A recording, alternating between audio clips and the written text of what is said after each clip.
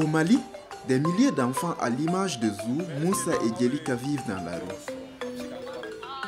Hors de toute affection familiale, ils doivent affronter la vie et assumer des responsabilités malgré leur bas âge.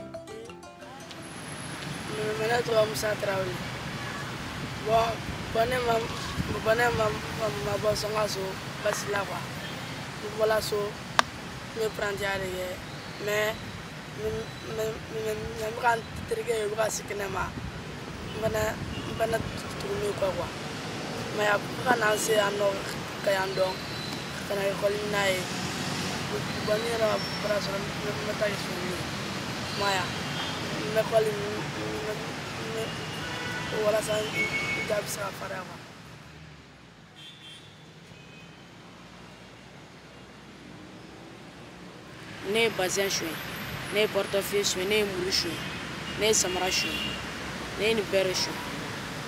Ne b'a feere ka wari dun ne mun sɔrɔ a kɔnɔ fana m'o bila ne bɔra école la ne bɛ classe dagaya min na 4e année ne bɔra 4e année la n bɔra école la mun na ni n ka mara min ne kɛlɛla n ye manawula ye k'a bon manawula y'a kun sɔgɔ o fana bɔ école la o la ne fana parantiya ɲini ka na don o la sisan.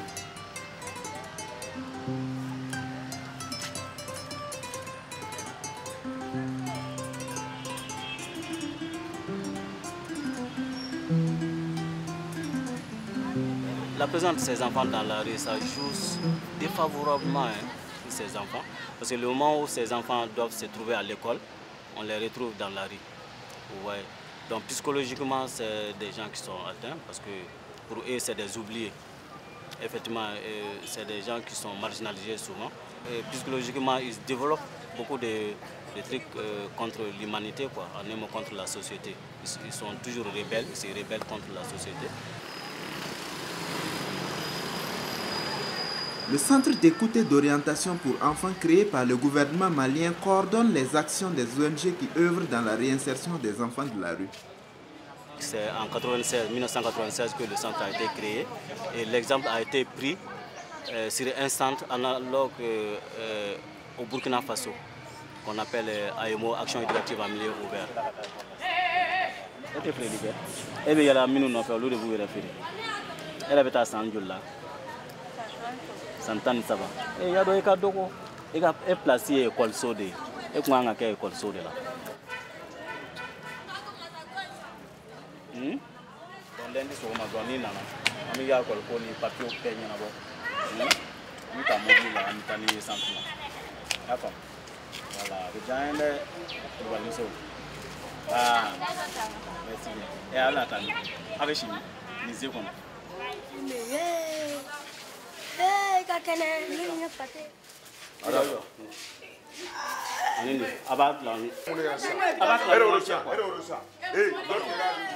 Avant, il n'y avait pas assez de filles dans la rue. Mais au jour d'aujourd'hui, le nombre de filles, ça augmente de jour au jour. Et c'est des petites filles, c'est des mineurs qui ne dépassent pas 14 ans, 15 ans. 15 ans surtout. Tu trouveras que c'est ces petites filles-là qui sont en nombre élevé dans la rue aujourd'hui. À l'image de Djelika Koulibaly, plusieurs raisons expliquent la présence de plus en plus nombreuse des filles dans les rues au Mali. Mon père était méchant envers moi. Il me frappait parce que moi aussi je frappais mes frères. Un jour, il m'a frappé, j'ai donc décidé de partir de la maison. J'ai croisé une amie, on s'est promené et on a découvert l'autogare. Un autre jour, cette amie a payé de la cigarette qu'on a fumée, alors que je ne fumais pas encore à cette époque. Ensuite, elle m'a mené pour qu'on se promène. Les soirs, elle portait des tenues sexy et allait se promener. Au retour, elle rapportait de l'argent. Quand je lui demandais où elle avait eu cet argent, elle répondait qu'elle avait rapporté de la promenade. On dépensait son argent ensemble. Elle m'a aussi payé des habits et d'autres choses. Par la suite, j'ai connu d'autres amis qui se promenaient et rapportaient aussi de l'argent qu'on dépensait ensemble. Quand moi, à mon tour, je rencontre des connaissances, qui me donne de l'argent, je le dépense avec mes camarades.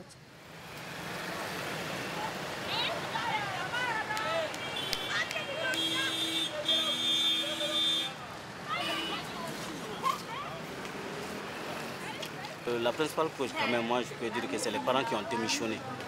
Voilà, parce que la pauvreté a toujours existé.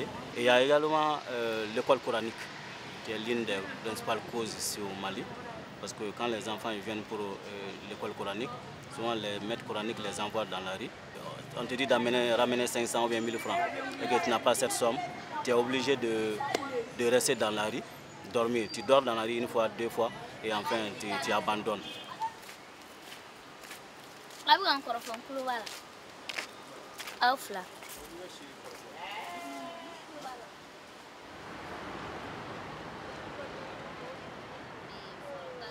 Quand j'ai quitté notre maison, je me suis retrouvée au centre Gallo. Il y avait un certain Madou Touré, c'est lui qui m'y a conduit. Nous étions les premiers internés de ce centre. Je suis donc allée à l'école, j'ai fait la première année, ensuite la deuxième année. Mais quand je devais faire la troisième année, j'ai fui et on m'a ramenée. J'ai donc continué à l'école en troisième année et je suis passée en quatrième année. C'est là que j'ai à nouveau fui pour me retrouver dans la rue ici.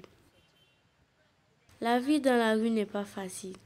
Quand de nouvelles personnes y viennent, nous les conseillons de retourner à la maison parce que la vie dans la rue est dure.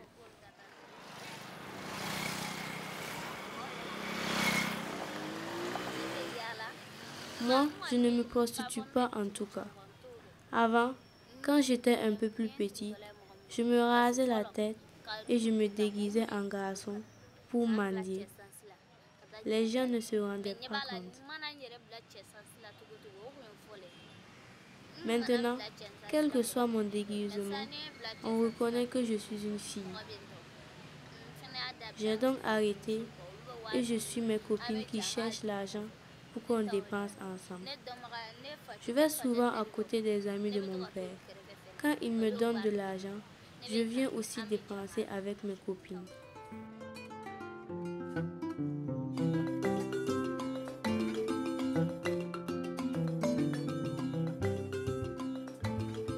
Le modernisme que connaît l'Afrique ces dernières décennies a apporté une déstructuration et une désintégration des familles traditionnelles. Les premières victimes de cette situation sont les plus vulnérables, à savoir les enfants. Je ne veux pas retourner chez moi. Mes parents ont d'ailleurs déménagé. Je ne sais même plus où ils sont.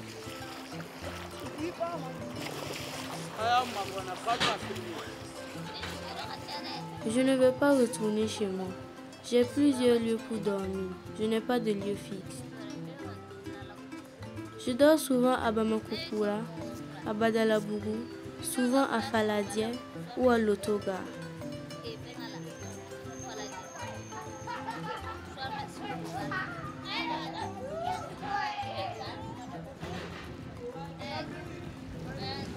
Ces enfants vivent dans des conditions très difficiles. Généralement, c'est des filles qui ont assez de maladies. Elles sont toutes infectées presque, toutes les filles qui sont dans la rue parce qu'elles se prostituent toutes. Donc elles sont infectées par les IST d'abord et certaines par le VIH.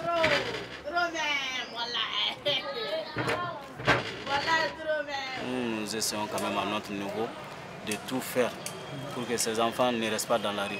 C'est-à-dire qu'ils sont dans la rue à travers le district de Bamako.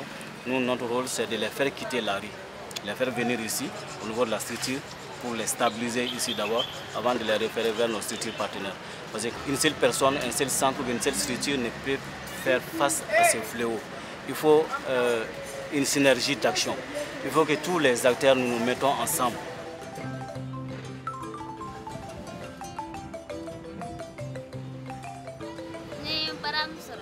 Je ferai n'importe quel boulot qui se présenterait à moi. Si je suis scolarisée à nouveau, je vais poursuivre ou bien faire de la coiffure.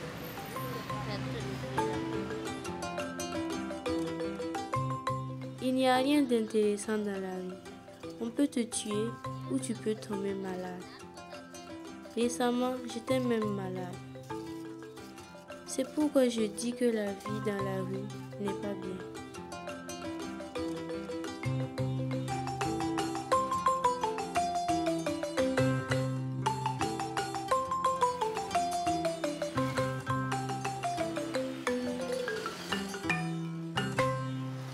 Droit Libre TV, la web télé 100% droits humains, 100% liberté d'expression.